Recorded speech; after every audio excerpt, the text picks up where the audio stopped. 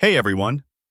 In today's video, I'll show you how to check if someone has blocked you on Instagram in simple steps. Step 1. Search their username.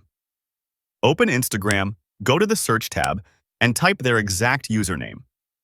If their profile shows up normally, then everything is fine. But if their name never appears at all, that's your first clue that they may have blocked you. Step 2. Check your direct messages. Open your chat with that person and tap their profile at the top. If you see no profile picture, no posts, and no follower or following numbers, that usually means one of two things. Either you've been blocked, or they've deleted or deactivated their account. Step 3. Use another account and search for their profile using a secondary account or a friend's Instagram.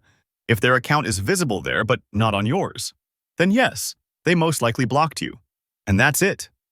If this helped you, make sure to like, subscribe, and follow for more quick and simple social media fixes.